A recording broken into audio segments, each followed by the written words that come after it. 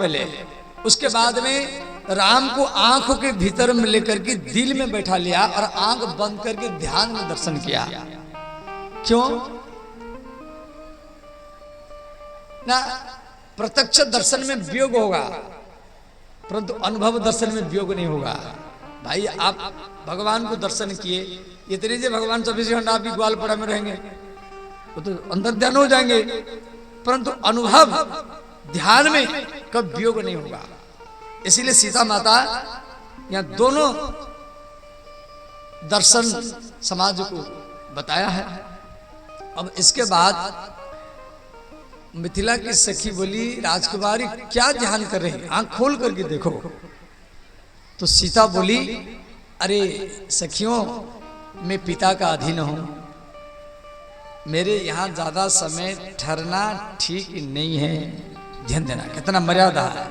मैं पिता का अधीन हूं, मेरे यहाँ ज्यादा समय रहना ठीक नहीं है।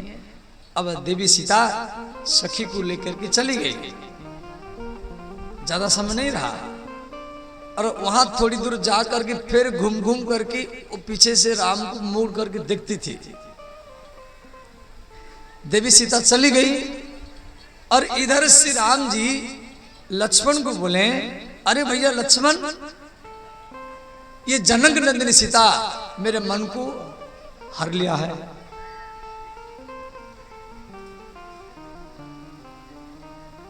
मेरा मन इसके ऊपर बार बार जा रहा है। तो राम जी कह रहे हैं, लक्ष्मण हम रघुवंशी है, आज तक हमारा मन किसी भी स्त्री के ऊपर नहीं गया। रघुवंश में जो भी जन्म लिया उसका मन किसी भी स्त्री के ऊपर नहीं गया। यहां चौपाई दिया गया है, रघुवंश न कर सहज स्वभाव, रघुवंश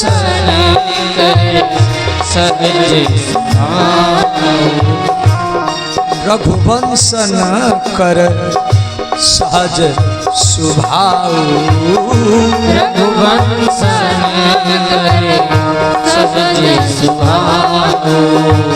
रघुवंश, रघु के वंश में जो जन्म लिया उनका सहज स्वभाव क्या, किसी भी स्त्री के ऊपर उसका मन नहीं जाएगा।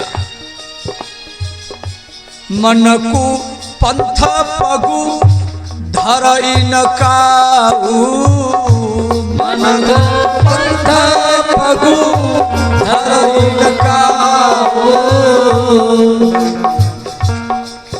और मुझे तो पूरा विश्वास है, क्या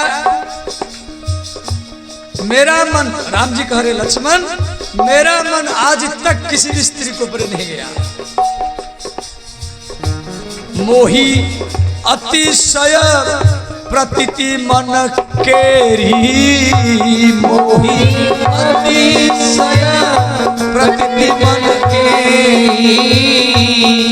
प्रतीति माने विश्वास, मुझे पूरा 100% कॉन्फिडेंस है। क्या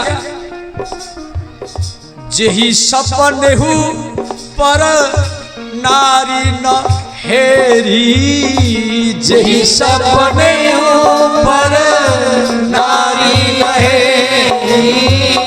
मैं सपने में भी आज तक दूसरी स्त्री का याद नहीं किया। ये बात तो राम जी कह रहे लक्ष्मण को, जेहि सपनेहु पर नारी न नहीं। अब ध्यान देना है, ये दो चौपाई यहां दिया गया है। तो राम जी कह रहे हैं लक्ष्मण, आज तक मेरा मन किसी दूसरी स्त्री के ऊपर नहीं गया, परंतु सीता के ऊपर बार बार क्यों जा रहा है? इसका गुप्त अर्थ है। राम जी कह रहे हैं लक्ष्मण, जो मेरा मन किसी बहन बेटी स्त्री के ऊपर नहीं गया, और आज वो मेरा मन सीता के ऊपर बार बार जा रहा है, इसका अर्थ सीता हमारी है, इसीलिए मेरा मन बार बार जा रहा है। ये इसका गुप्त अर्थ आ गया, समझिए। उसके बाद में श्री जनक नंदिनी सीता भगवती मंदिर में पहुंची। इधर भगवान राम फूल लेकर के गुरु जी के पास में आ गए। गुरु विश्वामित्र पूजा किए। इधर राम जी फूल ला करके गुरु पूजा कर रहे हैं। तो फूल लेने के लिए गए थे गुरु के लिए, और उधर देवी सीता फूल तोड़ करके गौरी का पूजा कर रहे हैं। ध्यान देना, विवाह से पहले दूल्हा गुरु के शरण में जाना चाहिए और दुल्हन गौरी भगवती के शरण में जाना चाहिए, तो दोनों का दाम्पत्य जीवन सुखमय निश्चित होगा। राम जी गुरु के शरण में जा रहे हैं और देवी सीता गौरी भगवती माता पार्वती के शरण में जा रहे हैं, और अपने हाथ में वो मूर्ति को स्नान कराए। क्यों? बगीचा में एक भगवती का मंदिर था। उसके बाद में षोडश उपचार में फूल तोड़ तोड़ कर ये श्रृंगार किया, चरण से लेकर के मस्तक तक। रोली मूली चावल पान सुपारी आदि से अर्चना प्रियम भवानी। जिस प्रकार अभिषेकम प्रियम शंकरम, भगवान शिव जी को अभिषेक प्रिय है, जितना जल डालेंगे ना खुश होंगे। मोदकम प्रियम गणेश, गणेश जी को लड्डू प्रिय है। नमस्कारम प्रियम सूर्य, भगवान सूर्य को नमस्कार प्रिय है। परोपकारम प्रियम विष्णु, जितना दूसरे का उपकार करेंगे भगवान विष्णु इतना खुश होंगे। और अर्चना प्रियम भवानी, माता भगवती को पूजा प्रिय है। फूल का अर्चा करना, बेल पत्र का अर्चा करना, तुलसी पत्र का अर्चा करना, रंग बिरंगे फूल ला करके भगवती के चरण में चढ़ाना, तो देवी सीता इस प्रकार अर्चना करती रही। उसके बाद में वो हाथ जोड़ करके स्तुति किया।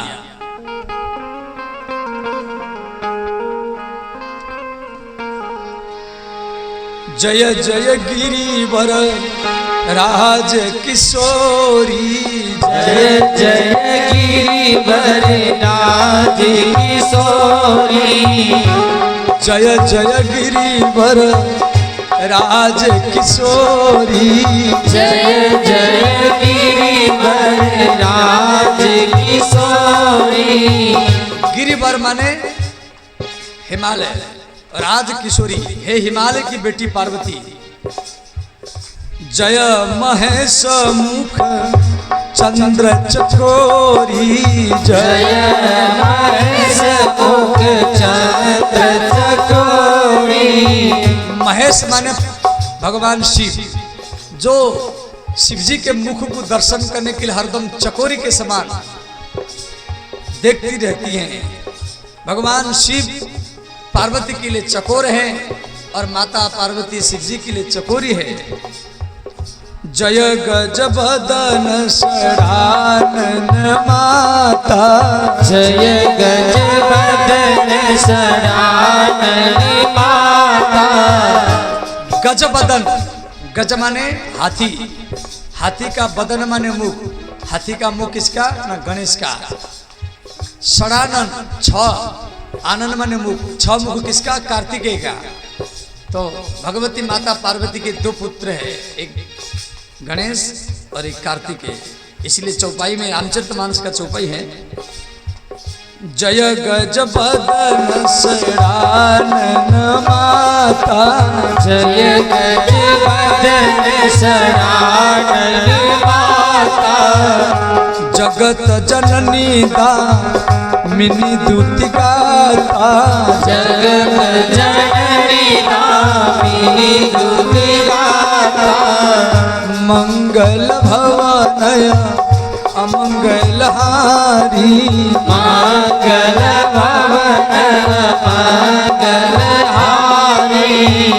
द्रवहु सुदशरथ अजिर बिहारी, द्रवहु सुदशरथ अजिर बिहारी।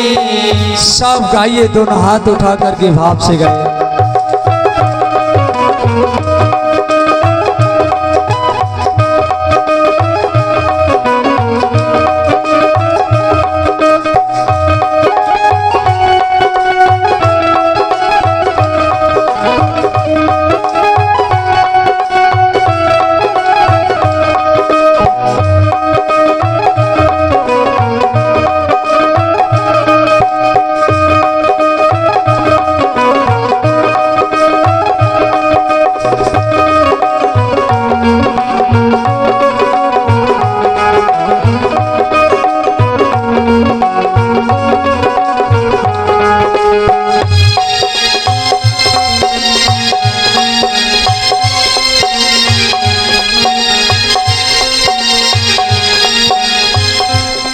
देखो, भक्त के अंदर में भक्ति हो, आपके अंदर में भक्ति हो तो मूर्ति बोलेगा और मूर्ति चलेगा।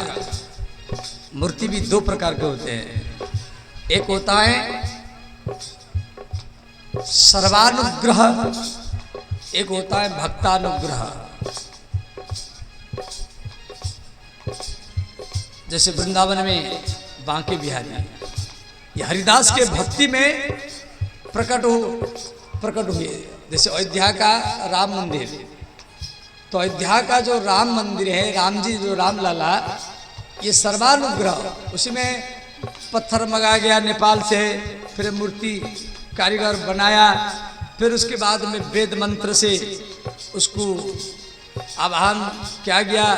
ब्राह्मण लोग यज्ञ चला, हवन चला, कीर्तन चला, विधिवत भाव से शास्त्र विधि से भगवान के दिव्य आत्मा को मूर्ति में स्थापन किया और शीशा रखा गया। शीशा भी फट गया।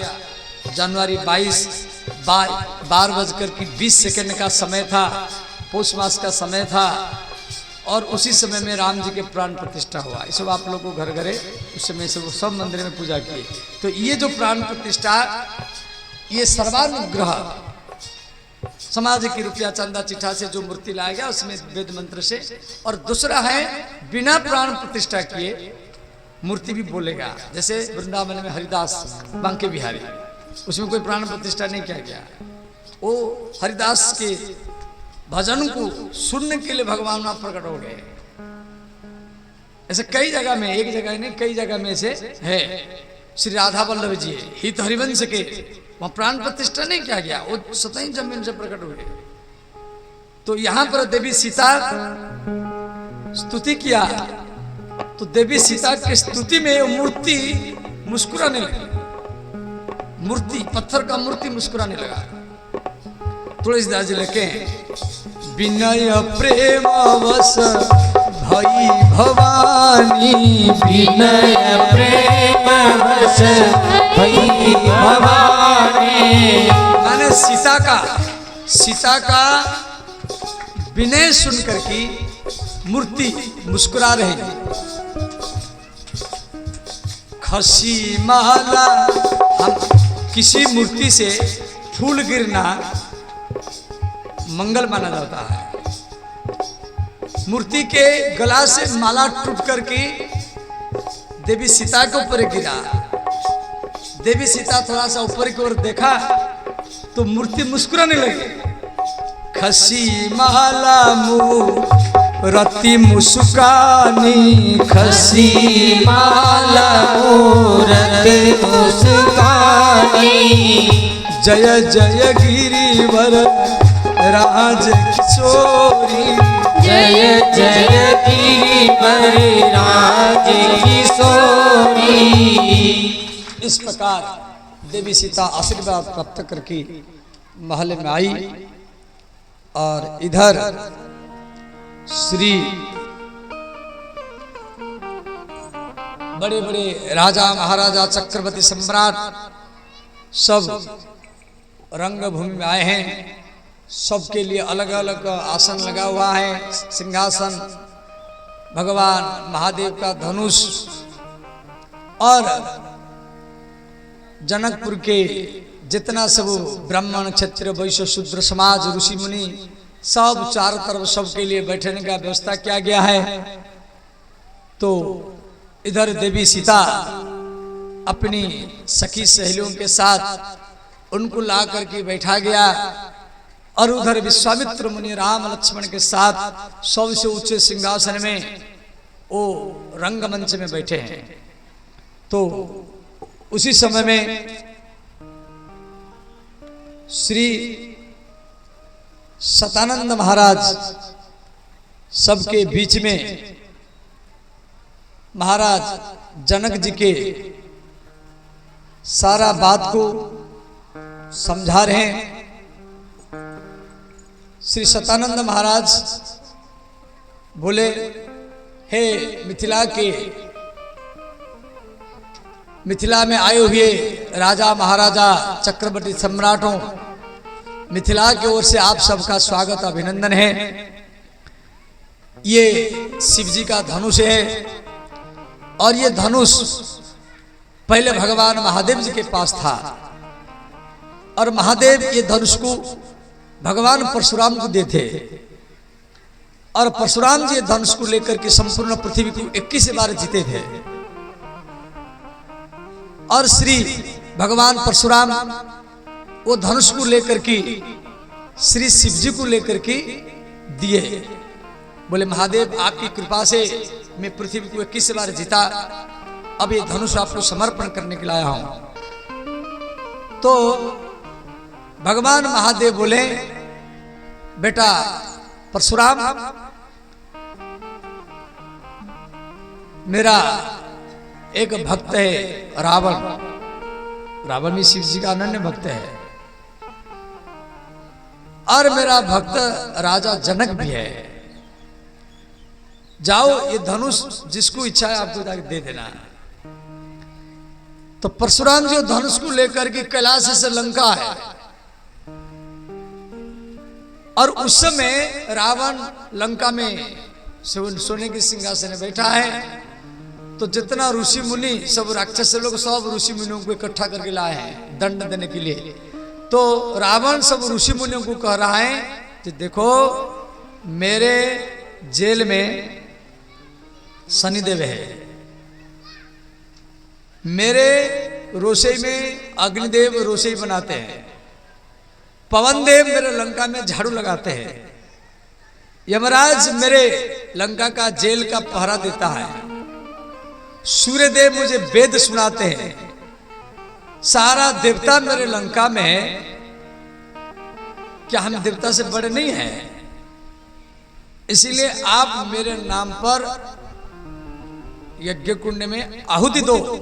जब आप सूर्याय इदम सूर्याय नमः, ओम इंद्राय स्वाहा इदम इंद्राय नमः, ओम वरुणाय स्वाहा इदम वरुणाय नमः। इस प्रकार जब आप देवताओं के नाम पर आहुति देते हैं तो मेरे नाम पर भी आहुति दो। ओम नमो भगवते रावणाय स्वाहा, इस प्रकार रावण के नाम पर भी यज्ञ कुंड में आहुति दो। ऋषि लोग बोले हम ये काम नहीं कर सकते। तो रावण कह रहा है राक्षसों ही सबका मस्तक काट दो। और उस समय परशुराम जी वहां पर पहुंच गए। परशुराम जी पृथ्वी दिग्विजयी है। रावण को परशुराम जी जेल से मुक्त किए थे सहस्राभाव अर्जुन से। तो रावण खड़ा होकर के परशुराम जी का स्वागत किया।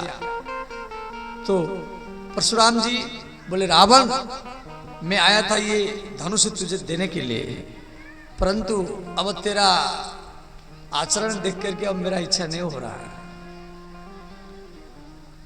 रावण ने कहा आप मुझे सहस्राभाव अर्जुन के जेल से मुक्त किया, मैं भी आपका कुछ उपकार करूं। तो परशुराम जी बोले ठीक है, यदि आप चाहते हैं तो ये साधु संतों को मुक्त कर दो, इनको लंका के जेल से मुक्त करो, इसमें हम खुश हो जाएंगे। तो परशुराम जो सारा साधु संत और धनुष को लेकर के जनकपुर आए। राजा जनक परशुराम जी का स्वागत किया सर्वधर्म समन्वय भाव से। अंत में परशुराम जी ये धनुष जनक जुग दिए। बोले राजन ये धनुष को रखो, इसका पूजा करो, इससे आपका प्राण आपका बल भी बढ़ेगा, प्रतिष्ठा बढ़ेगा, भक्ति भी बढ़ेगा। तो जनकपुर में धनुषा नाम का एक जिला है, वहां भी एक बार हम गए हैं वो जिला में और धनुष को देखे हैं। जैसे यहाँ पर मधेपुरा जिला है बिहार में, ऐसे नेपाल में वो धनुष के नाम पर एक जिला है, जिला का नाम है धनुषा जिला। और आज भी वो धनुष वहां पर टूटा हुआ पड़ा हुआ है, वो धीरे धीरे बढ़ता जा रहा है। उसको देखने के लिए एक बार हम नेपाल गए, ध्यान देना है। तो ये धनुष इतना वजनदार है, इसको कोई उठा नहीं सकता था।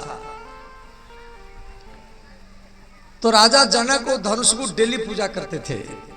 तो एक बार राजा जनक बाहर जा रहे थे, अपनी पत्नी सुनैना को बोले जे देवी मैं जा रहा हूं, आप धनुष का पूजा कर देना।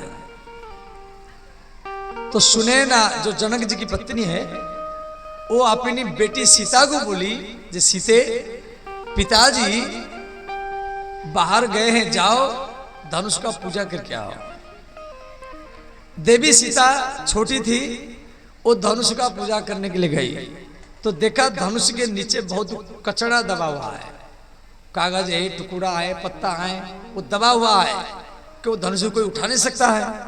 तो देवी सीता क्या की, वो धनुष को ऐसे बाएं हाथ में उठाया, उठा करके दूसरी जगह में रखा, फिर एक टुकड़ी लाई, वो जितना कचरा है सबको उठा उठा कर बाहर फेंका, फिर गोबर लाई, लिपाई पोताई किया, फिर वो धनुष को उठा करके फिर उसी जगह में रख दिया और फिर उसी धनुष को फूल से श्रृंगार किया, आरती किया, जैसे भोग आदि षोडशोपचार से किया।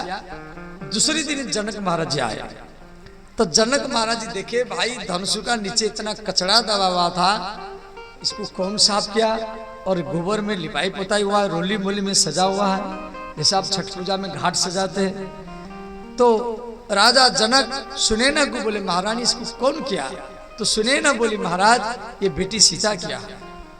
तो महाराज जनक सीता जी को गोदी में लिए और अत्यंत आनंद में प्रसन्न होकर के संकल्प किए, जब ये धनुष को आज तक कोई भी नहीं उठा पाया, केवल भगवान परशुराम इसको धारण करते थे और संपूर्ण पृथ्वी को जीते थे। अब ये धनुष को मेरे बेटी सीता बाएं हाथ में उठाया है, अब ये जो धनुष को तोड़ देगा वही सीता का ही पति होगा। ये बात को सतानंद महाराज समाज में बोले तो उस समय रावण भी जनकपुर में पहुंचा और बाणासुर भी, पाताल से बाणासुर भी। तुलसीदास जी लिखे रावण बानु महाभट्ट भोरे, देखी सरासन गवही सिधारे। जो बाणासुर जिसको रावण भी भय करता था, वो बाणासुर भी वहां भी आया था, कि बाणासुर भी शिव जी का भक्त है, रावण भी शिव जी का भक्त है, और वो धनुष को उठा नहीं पाए, परिक्रमा करके चले गए। अब जो सतानंद महाराज जी बोले राजा महाराजाओं अब ये धनुष को आप लोग को उठाओ तोड़ो। तो जितना सब राजा महाराजा सब आए थे वो सब अपना अपना इष्ट देव को मनाए, परिकर बांधी उठे अकुलाई, चले इष्ट देव न सिर नाई। सब राजा लोग अपना अपना इष्ट देव, कोई महादेव जी को, कोई विश्वकर्मा को, कोई सूर्य को, कोई ब्रह्मा को, कोई भगवती माता दुर्गा को, हे दुर्गा मैया ये धनुष मेरे हाथ में टूट जाए और किसी के हाथ में नहीं टूटे, सीता मुझे मिल जाए। हे बाबा शंकर भोलेनाथ ये धनुष केवल केवल मेरे हाथ में टूटे और किसी के हाथ में नहीं टूटे, सीता मुझे मिल जाए। सब अपना अपना इष्ट देव को प्रणाम किए और किसी का इच्छा पूर्ति नहीं हुआ। इसका कई भाव है, समझ गया, वो हर भाव को लाने में बहुत समय लगेगा, समझ गया। तो अंत में धनुष को तोड़ने का बात छोड़ो, उसको कोई हिला भी नहीं पाया। कोई उठाते समय गिर गया, कोई उठाते समय उल्टी करने लगा, कोई उठाते समय मलमूत्र त्याग करने लगा, कोई उठाते समय चक्कर खाकर गिर गया। सारा राजा महाराजा का ये स्थिति है, सारा जनकपुर के लोग देख रहे हैं, कोई उठाए।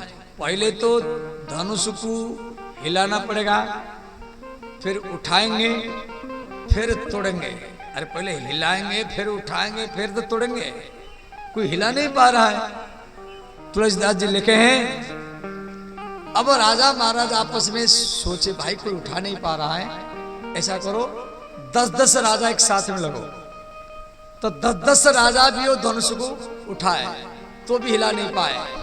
10-10 राजा, फिर 100-100 राजा एक साथ में लगे तो भी नहीं उठा पाए। अंतिम में 1000-1000 राजा वो धनुष को पकड़े तो भी उठा नहीं पाए। फिर 10-10 हजार राजा। तुलसीदास जी लिखे हैं भूप सहस्र 10 भूप माने राजा, सहस्त्र माने हजार, 10 माने 10,000, माने 10,000 राजा, भूप सहस्त्र 10 एक ही बारा, लगे उठा बन टरई न टारा।